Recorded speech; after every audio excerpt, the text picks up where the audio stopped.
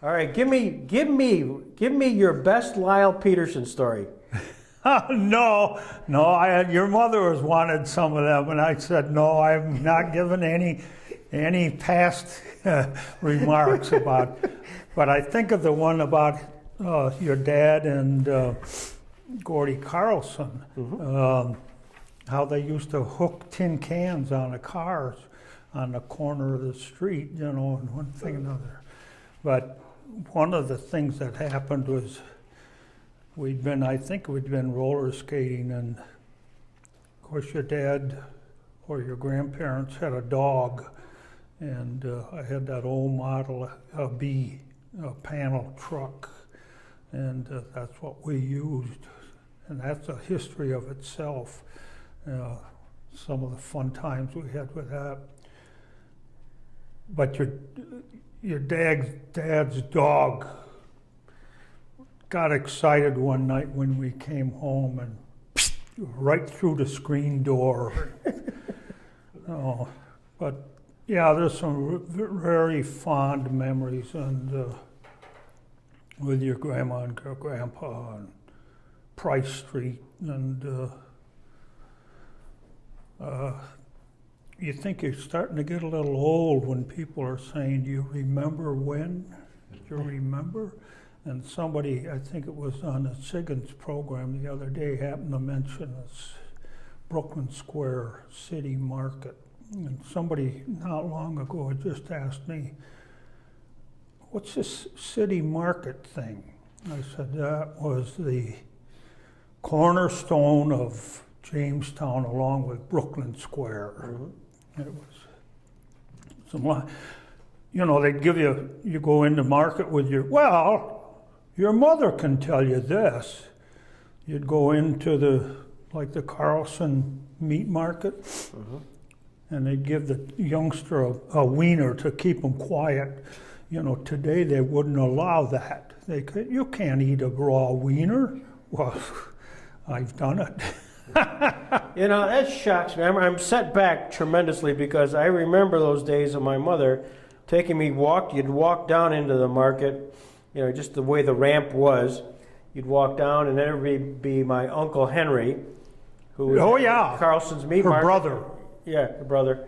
And of course, in the city market, and of course they had the sawdust on the floors, and they'd hand me the wiener. So now I knew that that's what they were doing, was trying to keep me quiet.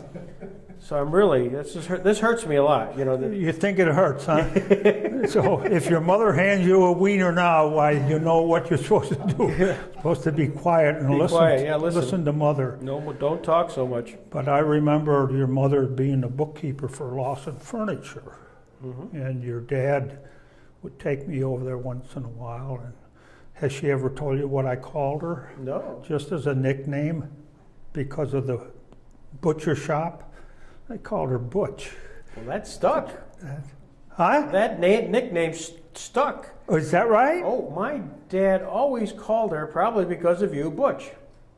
Is that right? Absolutely. Yeah. So because, her folks had the meat market there, Henry, and then he'd take me over to see her once in a while at Lawson Furniture, and it was just, "Hey, Butch." I don't know why. But is that right? That's absolutely. I remember that. I still remember that. She hasn't told me that in all these past years. Well, you call her and tell her that because of you, that's why she's had this nickname, and how her son remembers it even today. So where did you live in relation to where my dad lived? Where was home for you? Well, when I went into service, my dad lost a home up on Beachview Avenue, 117 Beachview, which we felt was a beautiful house, and it's still there, and it's still nice. And a few years ago, I went there, and the fella still had Axel Swanson on the name on the plate. So he said, "I know if somebody comes soliciting, if they say Mr. Swanson, why, it's all wrong." But we lived on Beachview Avenue, and then we moved down to the house where now Lula and Vivian Taylor live, 31 West 18th, and that's where I lived when I went into the service. I went in August of '43, and So your dad lived up on Price Street, but we got to meet over in Washington High School, and then after the war, why we just became closer friends. And because of your dad and Dick Bjork, why I was invited to join the group of East Siders for the Tuesday lunches. And I had told Doris that it's because of Dick and Lyle. And then, of course, Brooklyn Square comes into the picture again, because your dad and Gordy Black used to come over to the old Haymarket and have lunch a lot of times, because my dad insisted on grade A ground beef. And the other foods that we served, they were good. And Gordy kids me about that at church every once in a while now. So it's just through the association, I guess, of Brooklyn Square that became closer with your dad. And then roller skating. I love to do roller skating. I went twice a week about. In fact, I had my roller skates and I would skate attending bar at Haymarket on Friday and Saturdays. I'd put my roller skates on and just horsing around. But it was fun. I met a lot of good people down there. And then your dad and the Breckenridges and H. Carlson, we just got together, and a nice friendship. And then your dad, he got us to sign up with the Navy Reserves. And he says, it's good. He said, we don't have to do anything, we'll go inactive. So that sounded pretty good. So I signed up. Out of the 6 guys who got called, old Mrs. Swanson's little boy, Roland, got called up and put into the fleet from the Seabees that I had been in World War II. I got called back, put in the fleet for the Korean conflict, which it tore my heart when my sister came to the bus station with her baby. I thought, geez, another 2 years over there in that God-forsaken country. And I guess I would say, fortunately, I never had to go back over there.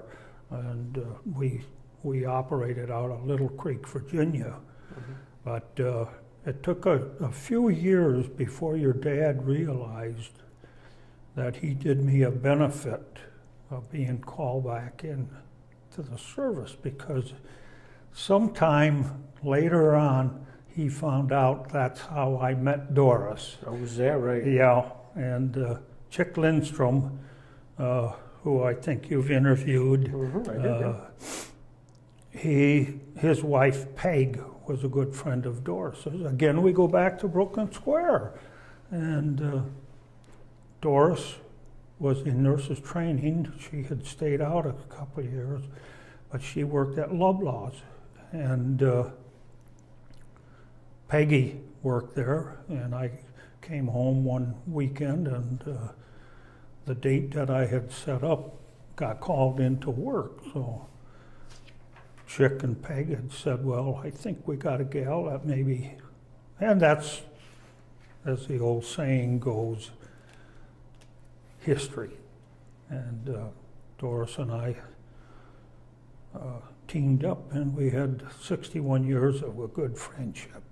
Indeed. So, By the then way, your dad and mom just stayed good friends. And like I say, I still think of your dad these days. yeah, thank you. And he has a CB bumper sticker in his garage. Absolutely, I've seen it. Yeah, absolutely, I've seen it.